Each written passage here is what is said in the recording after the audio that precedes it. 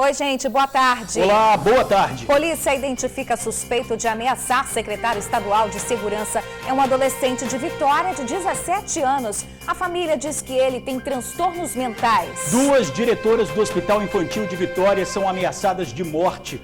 A mensagem recebida pelas funcionárias diz que um homem já foi contratado para matá-las. Trabalhador morre durante obra em galpão em Nova Valverde, Cariacica. A estrutura desabou e outros 2 operários ficaram feridos. Em Marechal Floriano, um pedreiro morreu e outro ficou ferido. Os 2 caíram de um andaime. O impasse da volta às aulas. Governo aguarda recurso da Justiça para derrubar liminar que proíbe retorno presencial nas escolas particulares. Missas presenciais são retomadas no Convento da Penha. Celebrações acontecem com medidas sanitárias e de restrição. O TN1 fala do descaso com cadeirantes que precisam utilizar o transporte público em Vitória. Essa semana, seu Cláudio Omar tentou pegar 7 coletivos. Em nenhum deles, o elevador de acesso estava funcionando. Prática e deliciosa. A dica do chefe traz hoje um bolo de milho de liquidificador. Depois de bater todos os ingredientes, vai direto para o forno. Ótimo para um lanche da tarde. E os melhores lances da 5ª rodada da Libertadores da América. Tudo isso e muito mais agora no Tribuna Notícias, primeira edição.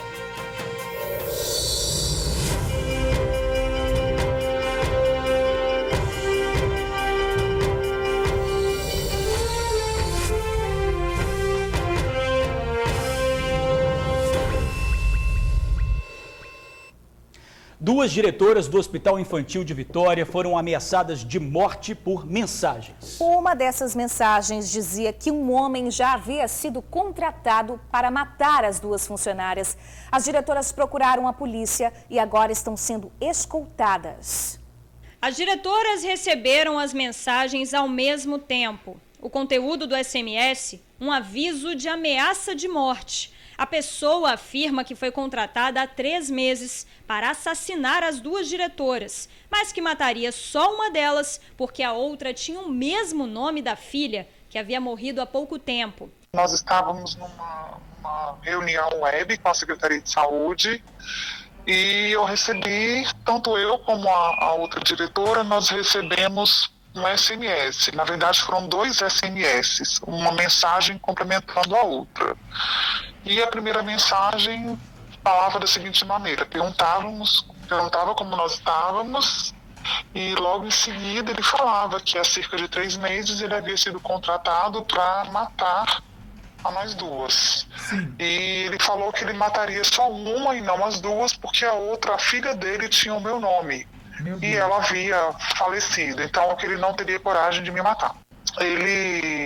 O cara que estava contratando falou que não queria que ele fizesse, que tinha que ser o serviço completo. Então o serviço foi passado para uma outra pessoa, que é de Pedro Canário, e essa pessoa estaria vindo hoje à Vitória para executar o serviço que ele receberia R$60 mil.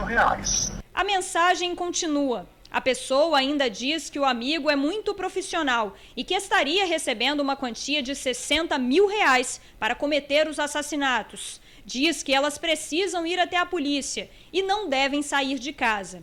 Imediatamente, as diretoras entraram em contato com a Secretaria de Saúde. Na manhã desta quinta-feira, nós fomos surpreendidos com mensagens de SMS direcionadas às 2 diretoras do Hospital Infantil Nossa Senhora da Glória, aqui em Vitória, ameaçando-as de morte.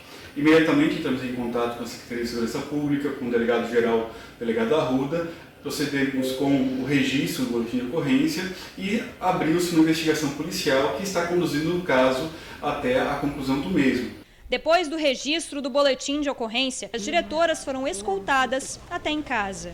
As diretoras do Hospital Infantil de Vitória exercem as funções há cerca de 8 meses. Uma na direção geral e a outra na direção administrativa. Para a Secretaria de Saúde, a ameaça pode estar ligada ao trabalho que elas vêm desempenhando à frente do hospital, reavaliando contratos e possíveis irregularidades.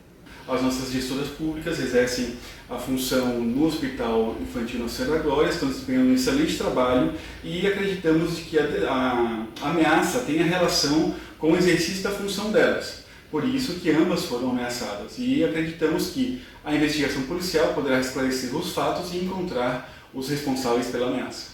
Que para mim, na verdade, nesse momento eu tenho medo, eu tenho família, eu tenho filho, então eu sinto medo. E o que fica é que, na verdade, quanto mais a gente trabalha sendo transparente, buscando de fato otimizar o dinheiro público e tomar algumas ações, isso pode incomodar algumas pessoas, né? Agora, as diretoras aguardam as investigações. É tudo que a gente espera, é que o trabalho seja feito, que essa investigação ela chegue a uma conclusão de quem de fato pode ter feito essa ameaça. Olha, gente, a repórter Vanessa Calmon está acompanhando esse caso e vai trazer agora para a gente mais informações. Vanessinha, bem-vinda ao TN1. Boa tarde para você. Muito boa tarde, Bruna. Boa tarde, Georgia, e a todos que acompanham, então, o TN1.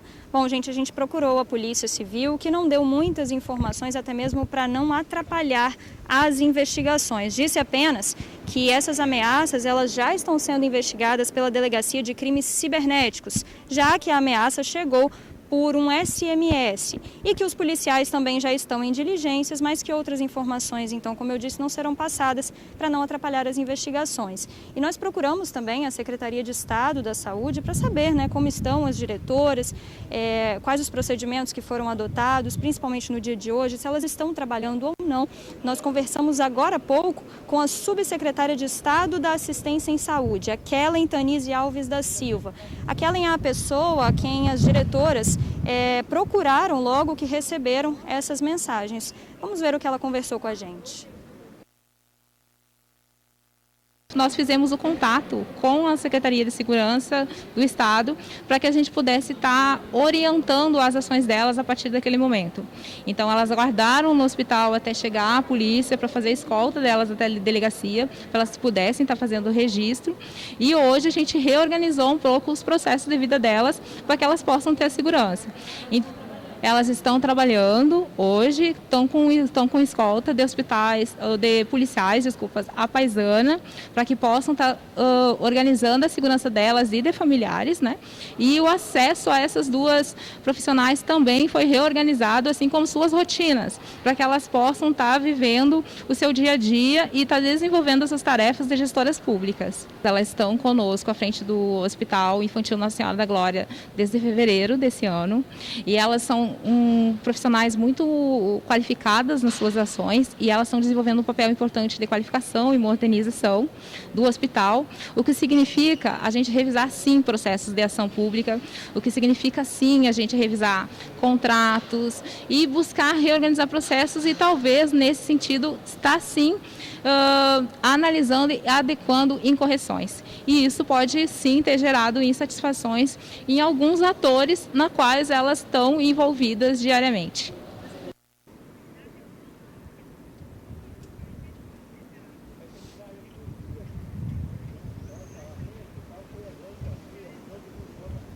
Pois é, nós vimos então que a Secretaria de Estado da Saúde disse que acredita, né, que essas ameaças podem ter vindo de pessoas que porventura estejam ligadas ao trabalho que as diretoras vêm realizando ao longo de cerca de 8 meses, desde fevereiro, quando elas assumiram a frente do hospital, uma na direção geral e a outra na direção administrativa. A gente aguarda então a investigação da polícia para chegar até essa pessoa que de fato fez a ameaça e tentou contratar alguém e contratou uma outra pessoa para até então assassinar as duas diretoras. Eu volto com vocês aí no estúdio, Bruna e George. Valeu, Vanessa. Obrigado aí pelas informações. Difícil acreditar que numa situação de hoje, né, você ainda recebe ameaça por estar fazendo um trabalho para descobrir coisa errada, não é, Bruno? É um absurdo. As duas diretoras aí trabalhando, desempenhando o trabalho delas, exercendo a função e são ameaçadas de maneira tão brutal e tão covarde, né? Absurdo. E tão clara, né? Verdade. Uma mensagem sabendo que a pessoa que fez isso sabia que isso poderia aparecer dessa forma. Com certeza. E olha, a estrutura de galpão desaba, mata um trabalhador e deixa 2 feridos. Segundo o Corpo de Bombeiros, 5 pessoas trabalhavam no local na hora do acidente. A obra fica no bairro Nova Valverde, em Cariacica, e de acordo com os moradores, o dono teria uma empresa na Ceasa e estaria construindo um depósito aqui.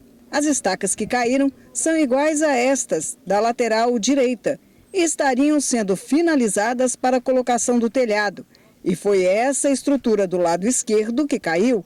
A construção aqui tem mais de 1 ano, segundo os moradores. O segurança, que não quer ser identificado, mora próximo e na hora do acidente ouviu um forte barulho. Começou a ouvir um barulho, aquele barulho como se fosse um estrondo, e eu vim correndo para fora. Vim correndo para fora, tropecei ali, quase que eu caí, subi correndo. Quando eu cheguei aqui, eu vi. Aí eu entrei em desespero, porque eu vi um homem caído ali. Eu falei, meu Deus do céu, o homem morreu, o negócio caiu na cabeça dele e tal, mas só que graças a Deus não tinha caído na cabeça dele. Aí depois que eu fui ver o outro homem lá, e fiquei sabendo que tinha outro em cima também do caminhão, certo? E o que estava em cima do caminhão, que ele era mais idoso, mas ele não resistiu. Nessas imagens, a gente pode acompanhar o desespero de quem estava na hora do acidente. Dá para acompanhar ainda o socorro dos homens que caíram da estrutura. Moradores ligaram desesperados para o SAMU buscando socorro imediato para as vítimas. Uma angústia. Esse morador, por exemplo, ligou diversas vezes. Da mente dele não sai a cena dos 3 trabalhadores caídos no chão. Estavam 3 pessoas separadas, né? Estavam em um cada lado. Provavelmente eram os 3 que estavam em cima. Um deles teria caído em cima de um caminhão? De um caminhão, isso. O chefe da Coordenação de Defesa Civil aqui de Cariacica, ao fazer o primeiro levantamento sobre a condição da obra, descobriu que o que aconteceu ontem pode ter sido devido a um acidente. A primeira informação que ele teve é que um dos caminhões que estava dentro da obra teria tocado numa estrutura e isso fez com que ela desabasse num efeito dominó, levando todas as outras estruturas que tinham sido erguidas. Ele também avaliou, como nós já comentamos ontem, que apesar dessa obra ter 1 ano que está sendo construída, né, esse galpão, em nenhum dos muros aqui tem uma placa informando que esta obra foi autorizada pela Prefeitura ou pelo CREA. Parece que houve um toque do MUC na estrutura quando estava colocando a última viga de sustentação lá do galpão. Né? A princípio, o que a gente olhou, o Ricardo é engenheiro da Defesa Civil, ele confirmou lá que houve realmente um colapso na estrutura que provocou a queda. Agora, o que provocou esse colapso, a gente precisa de uma perícia técnica para avaliar corretamente o que aconteceu e a gente vai fazer um laudo exatamente solicitando à empresa que apresente um laudo técnico. Olha, a Defesa Civil esteve no local, determinou o isolamento e solicitou que a empresa responsável pelo serviço apresente licença da Prefeitura. A Defesa Civil também pediu o laudo pericial da estrutura e justifique a causa do desabamento. Determinou ainda a demolição de um pilar da estrutura que caiu e coloca em risco as residências vizinhas. Orientou os moradores que não permaneçam no local até que a demolição seja feita. Olha, a gente teve um caso parecido no interior do estado, viu? Um pedreiro morreu e outro ficou ferido depois de caírem de um andaime em Marechal Floriano. As vítimas trabalhavam na construção de um prédio quando sofreram a queda. As vítimas estavam a quase 12 metros de altura. Um dos trabalhadores, identificado como Bruno Pereira Ribeiro Deolindo, de 21 anos, não resistiu aos ferimentos. Ele estava internado no Hospital Estadual de Urgência e Emergência. A outra vítima, de 47 anos, foi socorrida para um hospital da Grande Vitória. Ele reclamava de dores na perna e no braço. O andaime ficou pendurado ao lado do prédio. Segundo os bombeiros, não foram encontrados equipamentos de proteção individual na obra. O caso do advogado da Serra que esfaqueou um eletricista e ameaçou explodir o apartamento. O homem teria tido um surto. O imóvel teve que ser evacuado pelos bombeiros. No vídeo gravado na noite desta quarta-feira, dá para ouvir os gritos de um homem.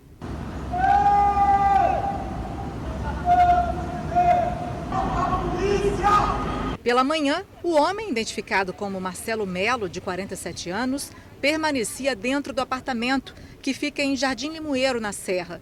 De acordo com a polícia, após surtar, ele esfaqueou um eletricista que tinha acabado de chegar para trabalhar no condomínio na manhã desta quinta-feira.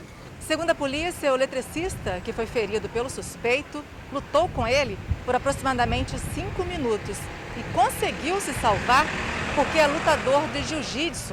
Ele foi socorrido para um pronto-socorro aqui do município da Serra e garantiu que após o atendimento vai prestar queixa na delegacia. Após a tentativa de homicídio, o homem ficou trancado no apartamento e ameaçando explodir a botija de gás. O prédio precisou ser evacuado pelo Corpo de Bombeiros e homens da Polícia Militar. A rua Lavrador José Barbosa da Silva foi isolada. Moradores do edifício ficaram assustados. Surpreendido com os gritos de socorro.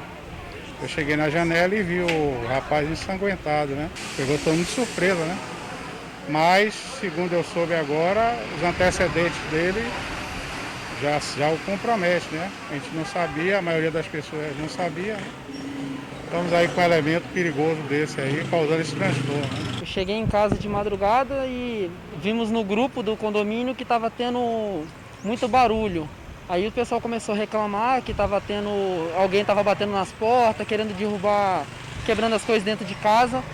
Só que aí a gente ficou com medo de sair, só foi acompanhando no grupo mesmo. Aí depois os bombeiros pediram pra gente descer, que eles estavam tirando todo mundo do prédio.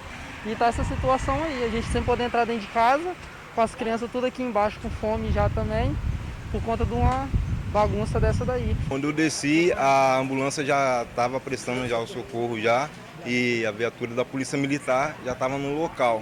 Após mais de 6 horas de negociação, os homens da elite da PM conseguiram entrar no apartamento do suspeito. A informação é que Marcelo também tinha uma arma de fogo no local. Repare nesse vídeo, Marcelo está na varanda, quando se assusta com a bomba e se abaixa. A negociação é bem complexa, tendo em vista o quadro de esquizofrenia. Ele alternava muito o grau de racionalidade, ficava falando coisas desconexas a todo tempo. Foi feita uma negociação tática em que houve uma invasão no apartamento e a utilização de equipamentos não letais. Este vídeo mostra Marcelo mobilizado e sendo levado para o atendimento médico. Já é a segunda ocorrência, né? Apresentando o mesmo quadro de esquizofrenia e posteriormente, assim que liberado pela equipe médica, ele vai ser conduzido até o DPJ em virtude da agressão anterior ao prestador de serviço. Em abril deste ano, o suspeito, que é advogado, manteve a suposta amante em cárcere privado por 6 horas, no apartamento em Castelândia, também na Serra. Segundo a polícia, ele a ameaçava com uma faca. O caso foi parar na delegacia. O advogado teve a carteira cassada pela OAB. Robson é pastor e amigo do suspeito há 20 anos. Ele conta que Marcelo separou da esposa há pouco tempo e mantinha um relacionamento com outra mulher. A esposa estava em viagem, Santa Catarina, já está chegando de viagem, mas graças a Deus foi tudo regularizado e tudo resolvido. Olha, gente, o advogado foi levado para a delegacia e autuado em flagrante pelo crime de tentativa de homicídio e ameaça.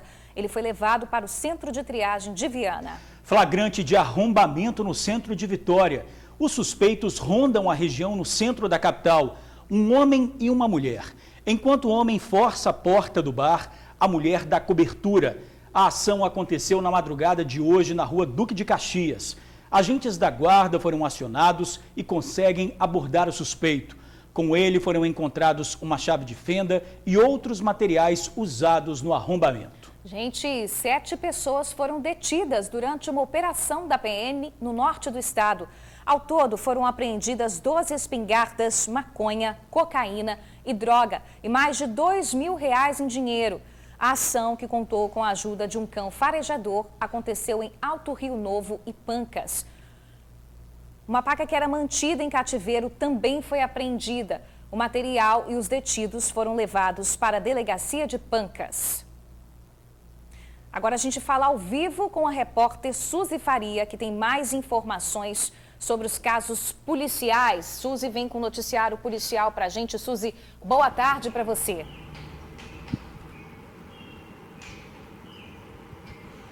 Boa tarde, Bruna, George, amigos do TN. Bruna, os casos hoje têm o fato aí de uma briga que aconteceu lá em Divino Espírito Santo entre irmãos, veja só. A informação é que eles brigaram, tinham bebido, usado drogas, chegaram a brigar. Dos 4 aí, 2 avançaram em cima dos outros. Quando esses que foram agredidos foram para o hospital e voltaram para casa, imagina só, a confusão voltou.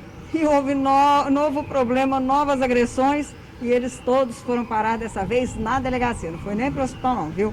Agora, o que está pegando hoje é a descoberta da pessoa que ameaçou há algum tempo atrás o secretário de Segurança Pública, Alexandre Ramalho, e fez acusações também, e também ameaçou moradores do bairro Piedade. Acreditem, essa pessoa nada mais é que um jovem de 17 anos que, de acordo com o que a polícia levantou com a própria família, teria problemas mentais. Você vai ver agora na reportagem que eu fiz há pouquinho. Roda aí. O delegado Breno Andrade, da Delegacia de Crimes Cibernéticos, cumpriu o mandado ontem de busca e apreensão na casa da pessoa que fez ameaças ao secretário de Segurança Pública, Alexandre Ramalho, e aos moradores do bairro Piedade, em Vitória. As ameaças aconteceram no início do mês de julho. Um perfil falso no Instagram sendo utilizado para ameaçar o secretário de Segurança e moradores do Morro da Piedade, em função das operações que estavam sendo realizadas constantemente naquele ambiente. A gente, de imediato, iniciou o trabalho de investigação e apresentamos, na data de ontem, o resultado dela. Quando o delegado foi cumprir o mandado de busca e apreensão, descobriu que quem fazia as ameaças ao secretário era um adolescente de 17 anos.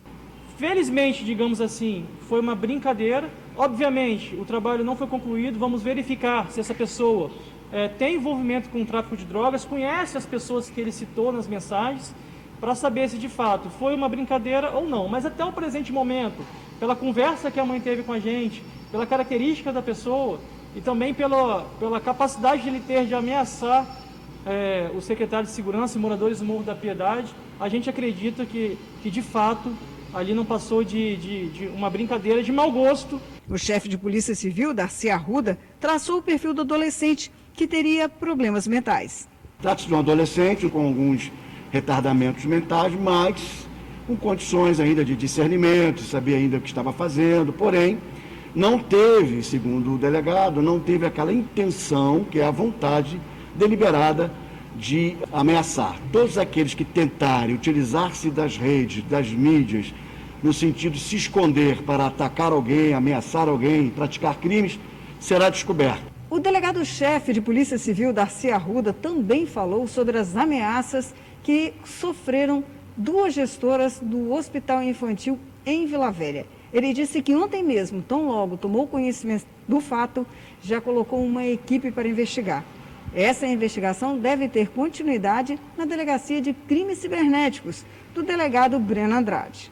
Eu procurei a equipe que estivesse mais próxima do local, encontrei a Delegacia de Defesa do Consumidor, na pessoa do doutor Eduardo Passamani, e imediatamente desloquei ela para o local. Eles tomaram as primeiras providências, fizeram as oitivas, fizeram entrevista com as vítimas, foram ao local do possível, onde a pessoa poderia estar chegando, enfim, todos os cuidados foram tomados, o boletim de ocorrência realizado, relatório do que foi feito, e agora foi encaminhado para a Delegacia de Crime Cibernético para continuar as investigações.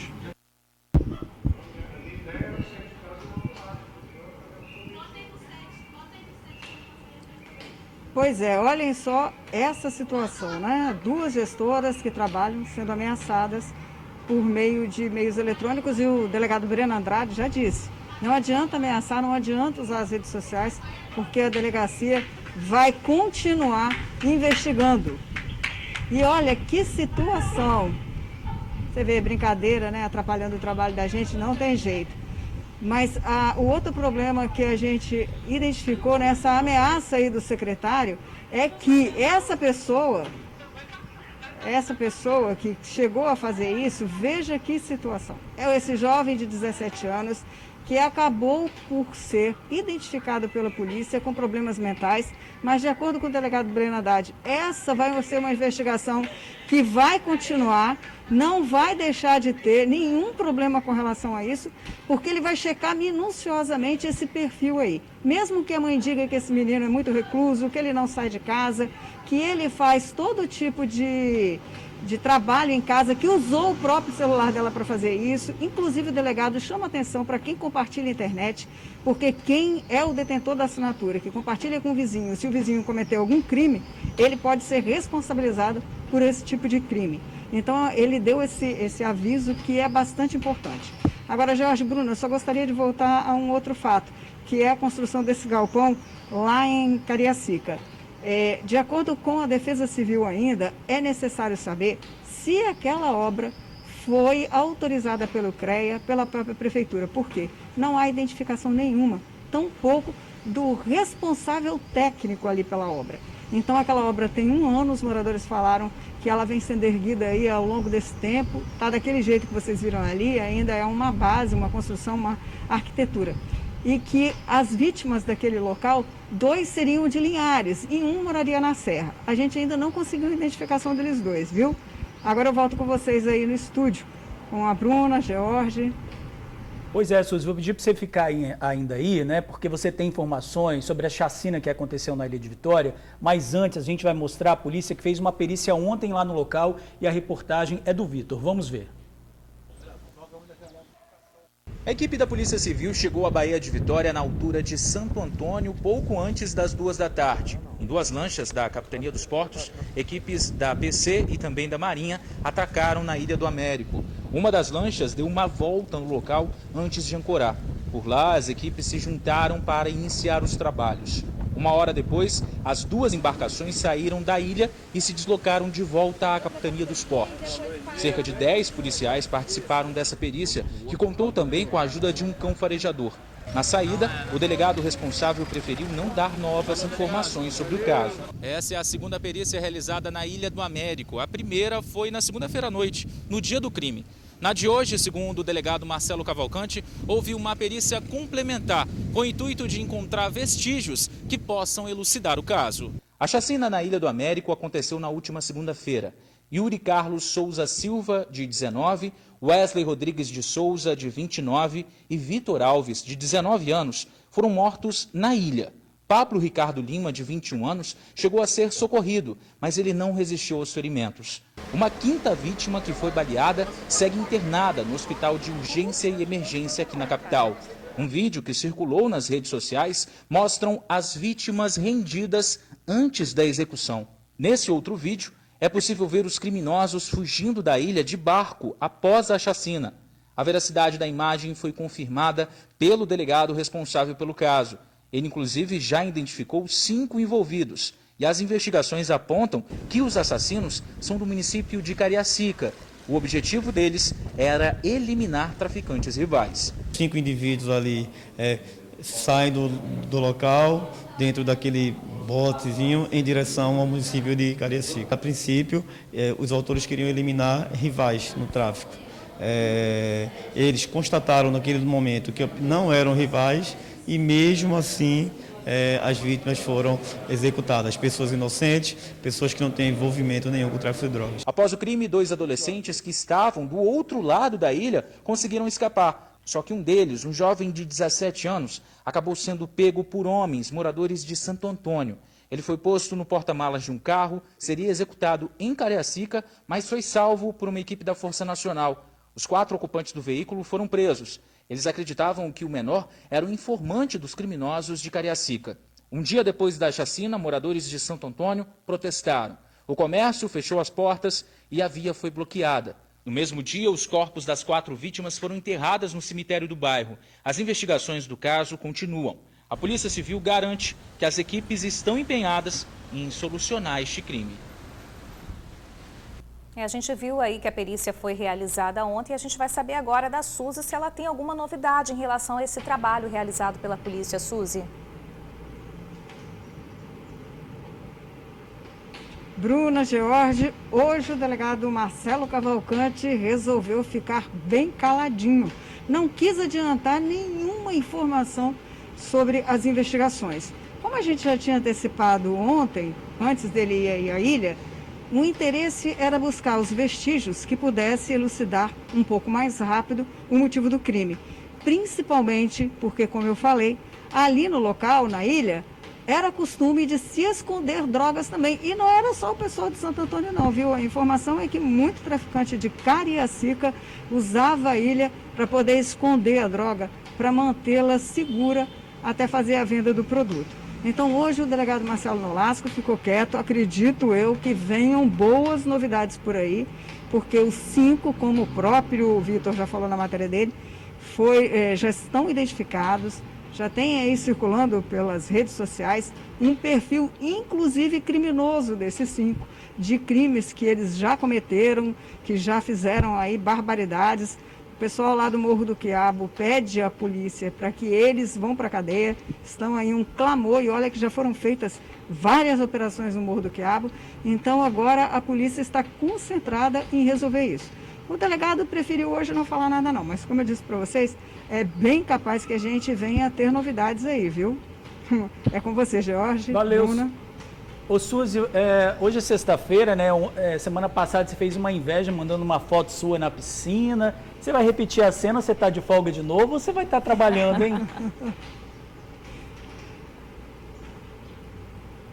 Jorge, eu amanhã estou de folga de novo.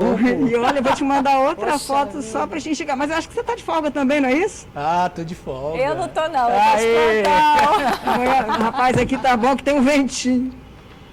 Valeu, Suzy. Obrigado pelas informações. Então, Bruna, eu vou mandar a foto pra você de eu me divertindo. Mas semana que vem eu tô agarrada. Tá, segura a minha foto também. Semana que vem eu te revolvo com a foto, então. Valeu, obrigado. Suzy.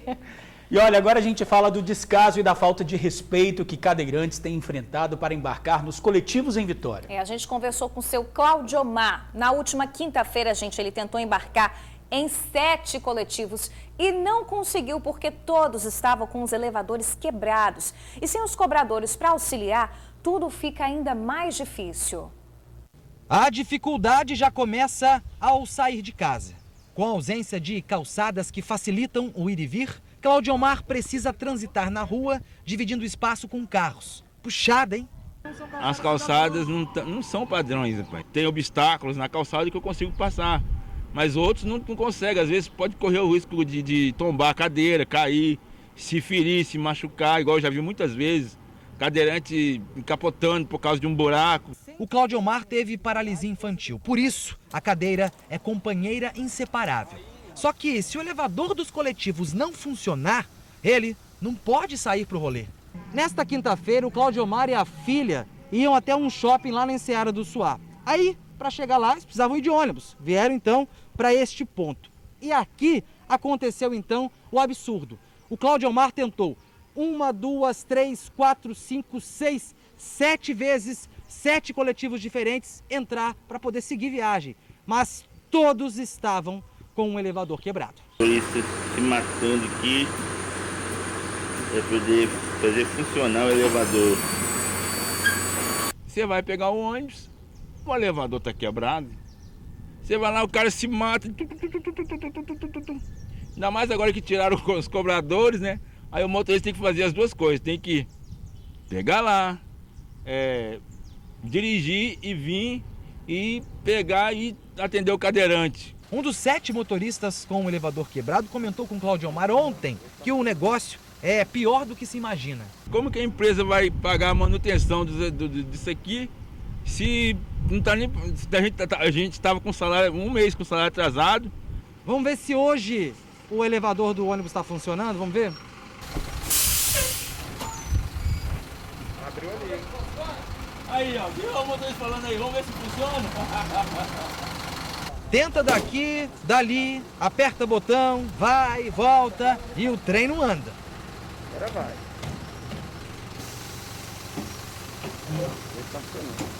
5 minutos depois e com uma baita boa vontade do motorista, enfim, Claudiomar conseguiu embarcar para o seu destino nesta sexta-feira. As condições do elevador provocam reflexão e questionamento. Será que rola manutenção periódica na frota? Para nós, que não sofremos com a locomoção, pode ser só um elevador. Mas para seres humanos como o Claudiomar, o elevador é sinônimo de autonomia, de independência. Você, já se imaginou ser carregado no colo para entrar no ônibus? É difícil, né? Muito difícil, né, gente? Tem que resolver essa situação. Poxa, que absurdo. A gente entrou em contato com a Prefeitura de Vitória para saber o que está acontecendo, né? Mas, por enquanto, a gente ainda não teve retorno.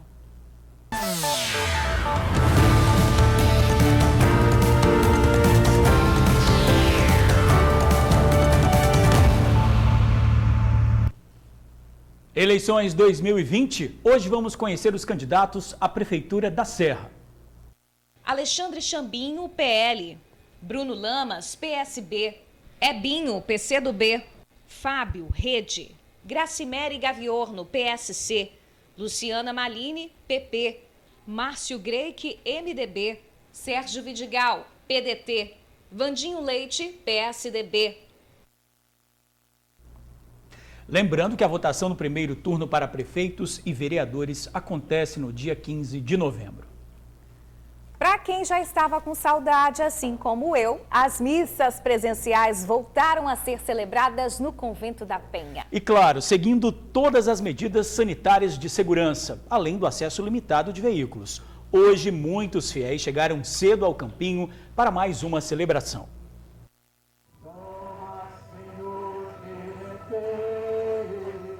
O dia começou no campinho do convento com fiéis emocionados com a volta de algumas missas presenciais. As missas no campinho voltaram ontem com a presença limitada de pessoas e todas usando máscara. Dona Ana não via a hora disso acontecer. O coração chega a bater forte porque a gente ansiava muito por isso. Graças a Deus, a Frei Paulo, nosso guardião, está colocando em experiência, né?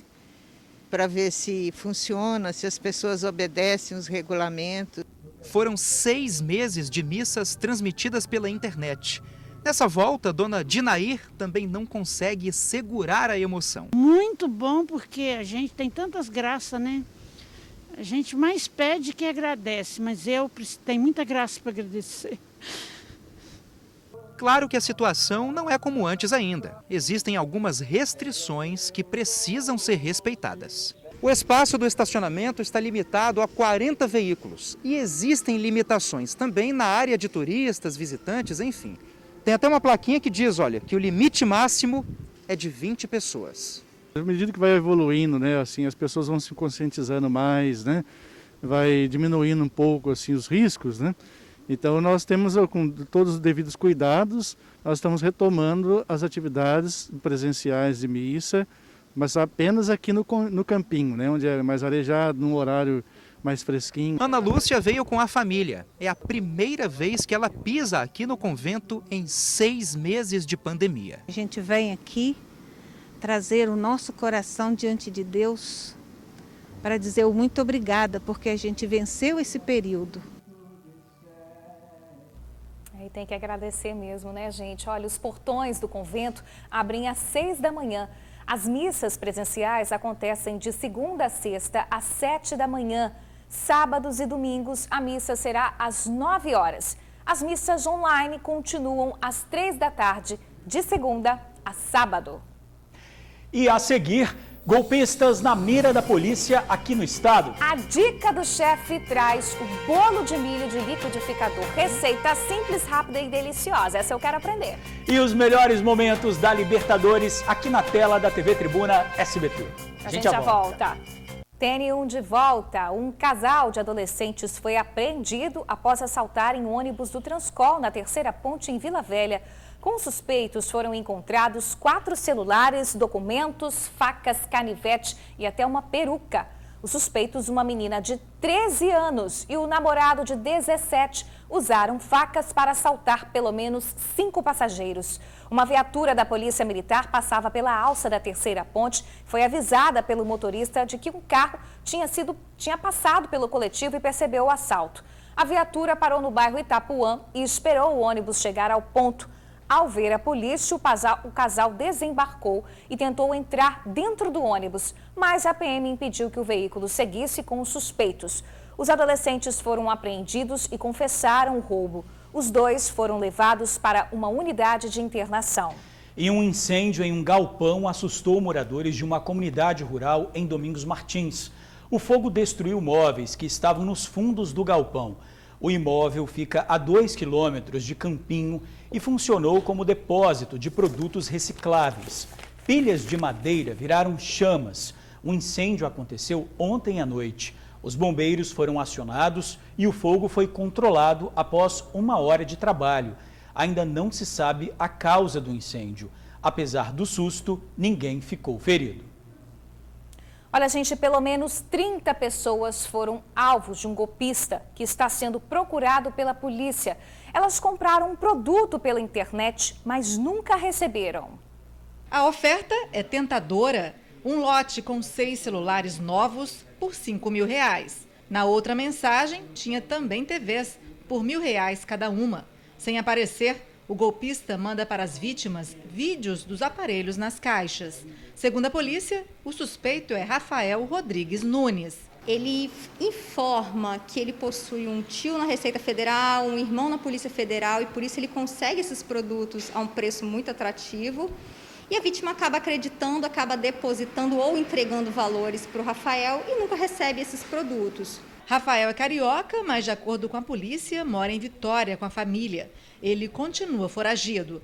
Os policiais, até o momento, conseguiram apreender este veículo do suspeito de estelionato. Ele já teria aplicado o golpe em pelo menos 30 pessoas que pagaram e não receberam a mercadoria. Segundo a polícia, Rafael mora no bairro Santa Lúcia, aqui em Vitória, e uma das vítimas, também moradora do bairro, perdeu R$8.000 e ao cobrar o suspeito, ainda foi ameaçada por ele. Ele já foi denunciado, já possui mandado de prisão preventiva, encontra-se foragido, segundo informações populares em outro estado.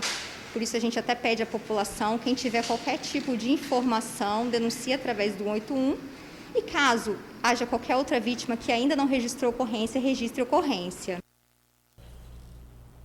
As denúncias devem ser feitas pelo 181.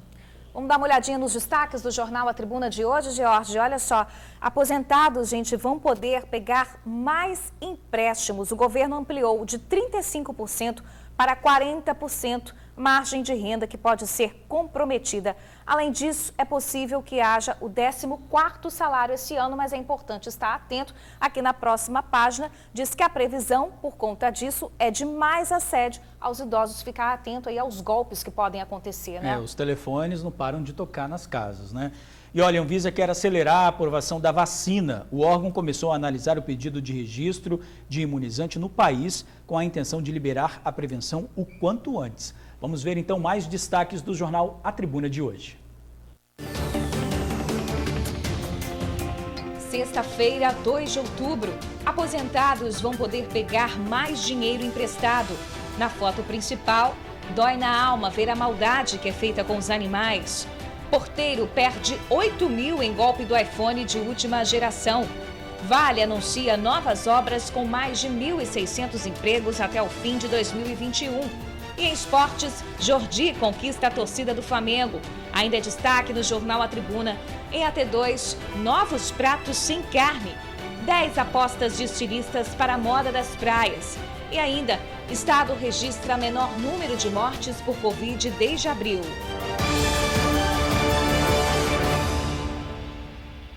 Agora a gente fala da prisão de um golpista que tentou comprar um veículo usando um cheque furtado. Vamos ver essa história. No início da semana, a vítima procurou a polícia dizendo que pertences e objetos pessoais que estavam dentro do carro dela e do marido haviam sido furtados, incluindo 2 talões de cheques. O veículo estava estacionado numa rua do bairro Jardim América, em Cariacica, quando o furto aconteceu.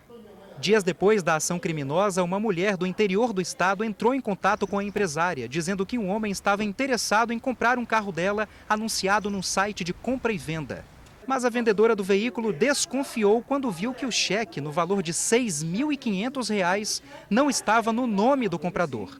Ela descobriu o telefone da primeira vítima, a empresária, e ligou para ela imediatamente. A moça ficou desconfiada, aí ele fotografou o cheque e passou a fotografia e disse, ó, quero pagar com esse cheque aqui, ó, de 6 mil. Pronto, mandou a foto para ela.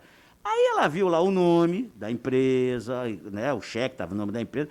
Ela conseguiu entrar em contato com a empresa para questionar. Ó, é vocês mesmo, o cheque está ok, tudo bem. Aí foi quando o pessoal, a vítima falou, não, esse cheque é furtado. Aí a mulher falou assim, então tá, vou desistir. Ela falou assim, não, peraí, me dá o telefone aqui desse cara que está ligando para você.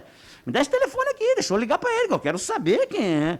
Que praticou esse tipo de crime, né? Porque eu preciso até recuperar esse cheque. Dessa forma, a empresária conseguiu o telefone do criminoso e entrou em contato com ele, se passando pela vítima do interior.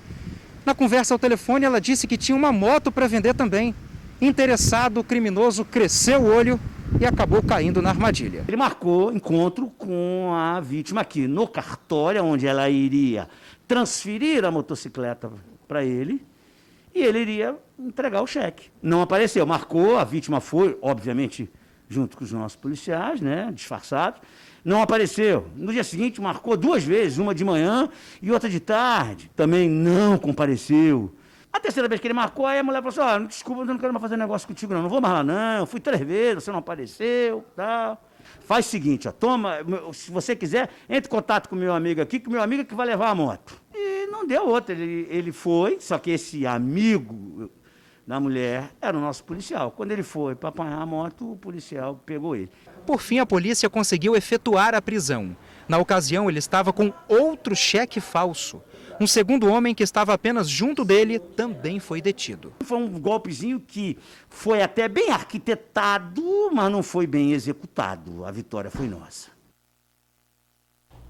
Na cadeia. Na cadeia. Pessoal, chegou a hora mais deliciosa da nossa sexta-feira. Claro, nós estamos falando da nossa Dica do Chefe, que hoje traz uma receita rápida, fácil, poucos ingredientes. Não é isso, Bruna? Isso mesmo, super fácil, do jeito que eu gosto, tá? Ó, joga tudo no liquidificador, bate, bota no forno e tá o quê? Pronta. Essa daí acho que eu consigo fazer, hein, gente? É o bolo de milho maravilhoso. Roda aí. Carro estacionado, a rua não tá ajudando muito não, hein, Chico? Tá estranha essa rua? Mas hoje não é partir o bairro não, né?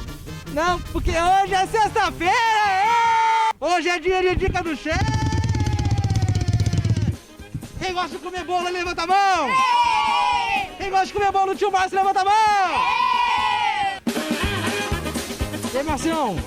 Chegamos aqui tocando horror aqui, mano. E aí, como é que tá? Tudo bem? Tudo bem, graças Você que é o chefe de hoje? Quem dera, sou apenas aprendiz. Fiquei sabendo que você vai preparar um bolo que é uma receita barata e que é feito de forma muito rápida. Um bolo de milho? Bolo de milho. Fala um pouquinho desse bolo aí. O bolo é simples, né? Com R$10. Com R$10 apenas você faz um bolo desse.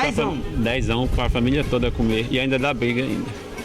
Agora, vai ter bolo para essa criançada toda aqui? Vai, dá sim. Vamos fazer o bolo, gente? O bolo, gente!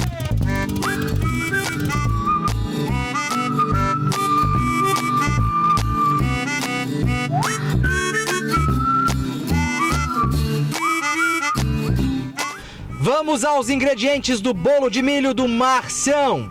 Uma lata de milho, 100 ml de óleo, 250 gramas de açúcar, 50 gramas de coco ralado, 250 gramas de farinha de milho, 3 ovos e 1 colher de fermento em pó. Ingredientes separados, coloque no liquidificador o milho, o leite, o óleo, os ovos, a farinha de milho e o açúcar. E claro, bata. Por último, o fermento em pó e bata mais um pouco. Calma, Márcio, calma aí. Você precisa me explicar aí pra quem tá em casa o porquê que o coco ralado não foi colocado junto com os outros ingredientes na hora que você bateu. Eu fiquei com dúvida. Porque vai misturar muito, não vai dar a constância que o bolo precisa. Então a gente coloca o ralado depois que misturar tudo.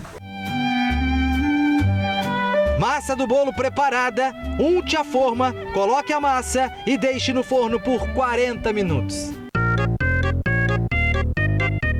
Ô Marcião, vamos ver se esse bolo é bom mesmo então, uai? Olha. Porque, ó, a gente tá com companhia aqui, ó, a galera tá esperando o bolo, ficar esperando a gente experimentar pra poder seguir viagem aqui. Tá todo mundo esperando pra comer o bolo. E sempre é assim? Você cozinha aqui com a molecada passando... Na verdade, a família, só a família come, né? Que são 10 pessoas, então já acaba com o bolo. 10 pessoas que moram aqui? Demora e fica sem. Não, bolo o quê? 10 minutos o bolo já acabou? 10 minutos o bolo já acabou.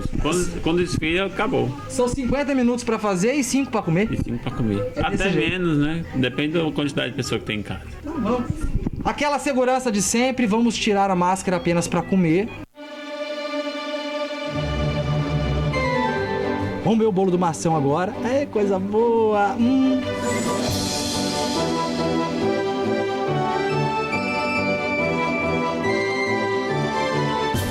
Ô Marcião, que delícia esse bolo molhadinho. Gostoso, né? E é fácil e Quem quiser, é só falar comigo que eu ensino, manda a receita. Simples. Simples assim. Simples assim. Vou voltar agora aqui com a minha máscara, em segurança. Vamos lá.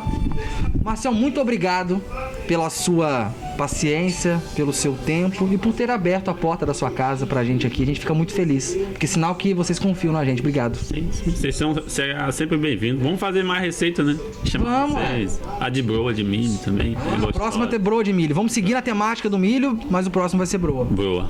Eu e minha mãe que faz. Obrigado, Marcelo.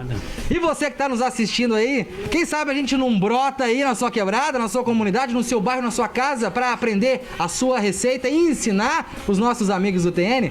Mande um zap pra gente aqui, gente. É coisa boa! Pode comer, gente, agora! Vamos comer, gente. Vamos comer.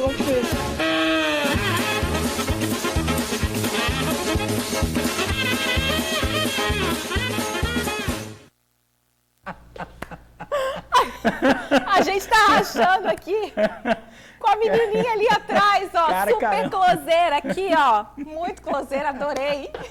Muito bom. Carão, hein? Só no carão.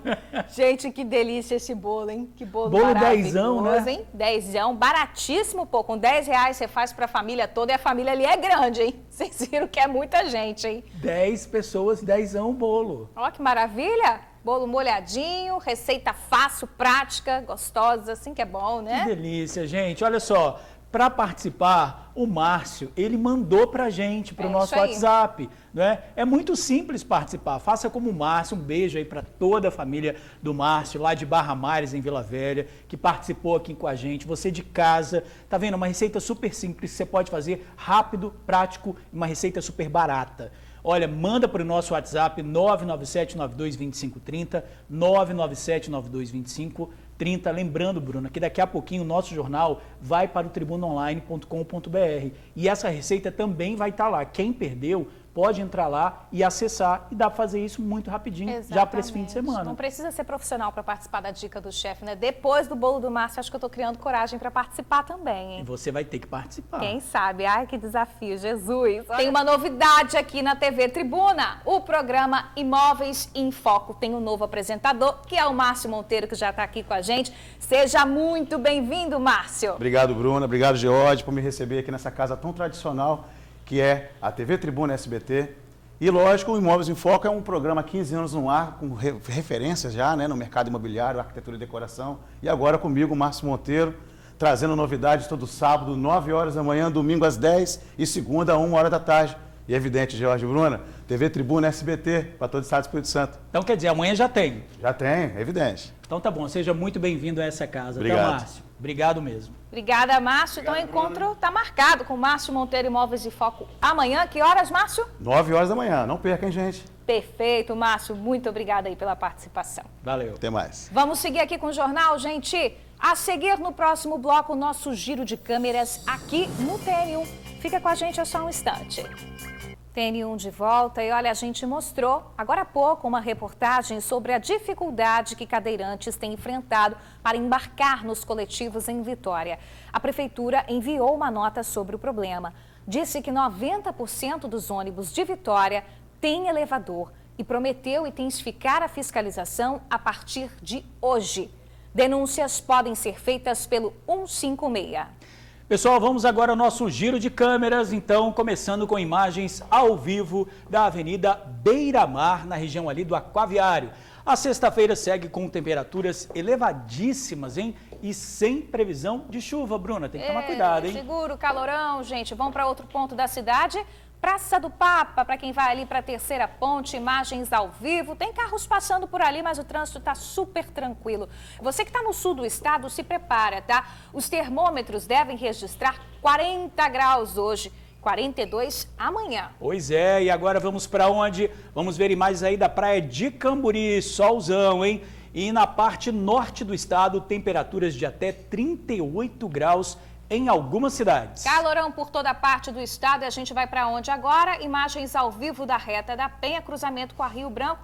Trânsito sem nenhuma retenção por lá, também pouco movimentado. E a temperatura, a gente também segue entre 35 graus e 37 aqui na Grande Vitória. É claro que a sensação é bem maior, portanto, hidrate-se, proteja-se e cuidado aí com as aglomerações na praia, né? Tem que curtir, mas com responsabilidade. É isso, gente. A gente fica por aqui agradecendo muito aí a sua companhia ao longo de toda a semana e esperamos vocês. Eu espero vocês na segunda-feira, mas a nossa amiga, já vou adiantar, estará antes de segunda-feira. Estou aqui amanhã esperando vocês no jornal, gente. Nosso encontro está marcado. Enquanto ele curte a folga dele, eu estou aqui amanhã apresentando o TN1, mas estarei junto com vocês. Estou feliz, tá? Tchau.